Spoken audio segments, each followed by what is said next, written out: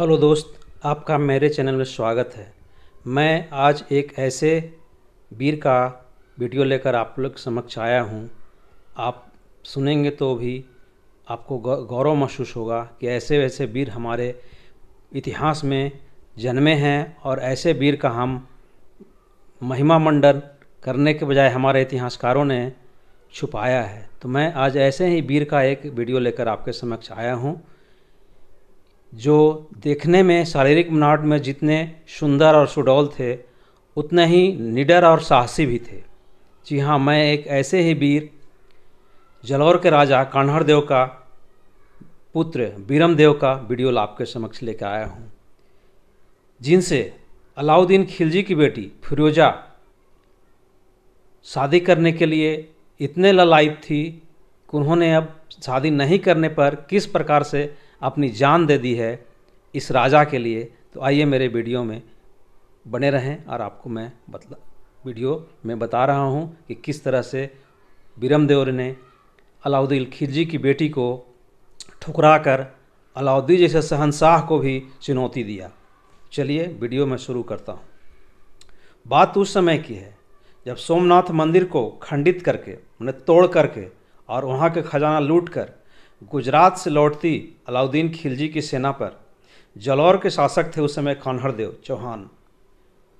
उन्होंने पवित्र शिवलिंग को सुना कि उस पवित्र शिवलिंग को हाथी के पैर में बांधकर घसीटते हुए लिए जा रहा है, तो उनका रहा नहीं गया और उन्होंने शाही सेना पर आक्रमण कर दिया और शिवलिंग को छीनकर और अलाउद्दीन की सेना को हराकर उन्होंने शिवलिंग को अपने ही क्षेत्र में स्थापित करा दिया। तो बात उस समय की है, जलौर की भूमि पर स्थापित करने के उद्देश्य से सरना गांव में डेरा डाली शाही सेना पर उन्होंने भीषण हमला कर दिया था और पवित्र शिवलिंग को प्राप्त कर और शास्त्रोक्त रीति के अनुसार सरना गांव में ही प्राण प्रतिष्ठित कर दिया।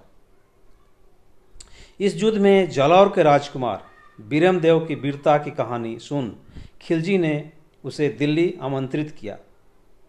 इन्होंने इस तरह का वीरता दिखलाया कि उसकी इतना अजय सेना को भी हराकर उन्होंने सोमनाथ से लूटा गया शिवलिंग को प्राप्त किया। उनके पिता कान्हड़ देव ने अपने सरदारों से विचार विमर्श करने के बाद राजकुमार बीरम देव को खिलजी के पास भेजने का निर्णय लिया और वहीं पर राजकुमारी फिरोजा ने पहली बार राजकुमार बीरम देव को देखा और उनकी सुंदरता पर मोहित हो गई और मोहित भी इस प्रकार से हुई कि उन्होंने अपने पहले ही नज़र में उनको अपना प्यार दे बैठी और दिल दे बैठी। पहली नज़र में उनसे प्यार करने लगी।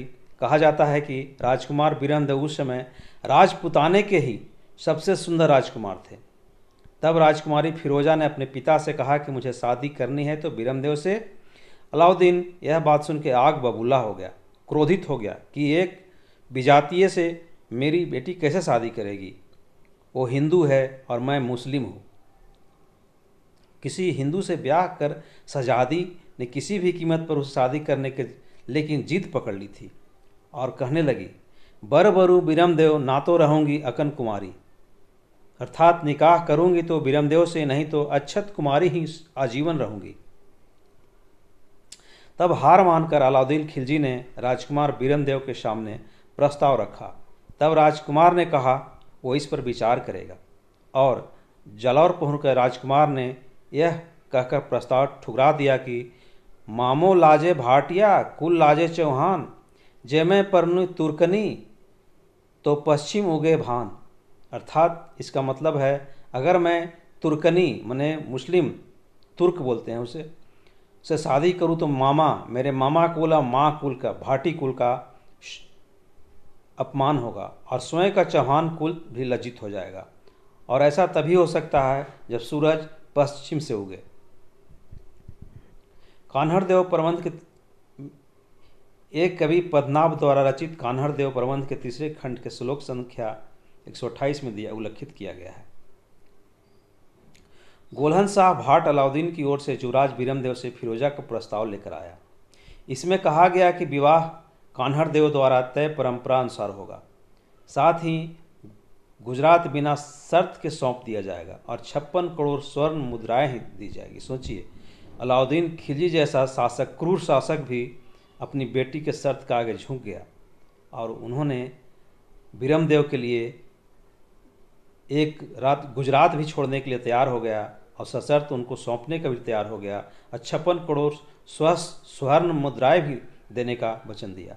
परंतु जवाब में बीरमदेव ने कहा, यदि मेरू शिखर भी टूट जाए तो भी हम अपनी कुल परंपरा और धर्म को लज्जित नहीं होने देंगे। ऐसे थे हमारे राजपूताने के राजा राजकुमार। इस जवाब से आग बबूला होकर अलाउद्दीन ने युद्ध का ऐलान कर दिया। कहते हैं कि 1 वर्ष तक तुर्कों की सेना जालौर पर घेरा डालकर बैठी रही। फिर युद्ध हुआ और किले की हजारों राजपूतानियों ने जौहर किया। स्वयं बीरमदेव ने 22 वर्ष की अल्पायु में ही युद्ध में वीरगति को पाई, अपनी वीरता दिखाकर वीरगति पाई। अंत में तुर्की की सेना बीरमदेव तक पहुंच गई और उनका मस्तक काटकर दिल्ली ले गई और शहजादी के एक स्वर्ण थाल में उनका मस्तक सजाकर शहजादी के सामने रखा गया। इसे देखकर शहजादी फिरोजा बहुत दुखी हुई और तब उसने मस्तक का अग्नि संस्कार भी, ऐसा कहते हैं, बाद में दुखी होकर जमुना नदी में कूदकर अपनी जान दे दी। ऐसी भी किंवदंती है कि जैसे ही फिरोजा सामने आई बीरमदेव के मस्तक के सामने, तो बीरमदेव का मस्तक ने ही मुँह फेर लिया।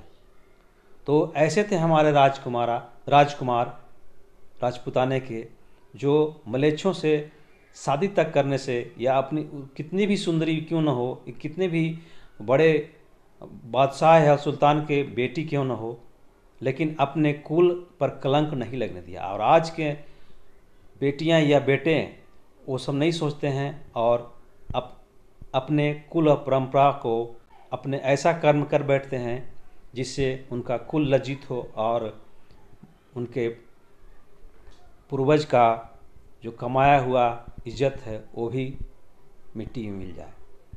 तो मेरा कहने का मतलब यही है, पहले के राजा रजवाड़ा आज जितने महान थे और जिस तरह से अपने लीक पर चलते थे, लेकिन आज के लोग या हमारे नए जनरेशन उस तरह से नहीं चलता है। तो आपको ये वीडियो कैसा लगा लाइक करके ज़रूर बताएंगे, और आप लाइक करेंगे तो भी मेरा उत्साह बना रहेगा और आप लोग के बीच में नया वीडियो लेकर आते रहूँगा।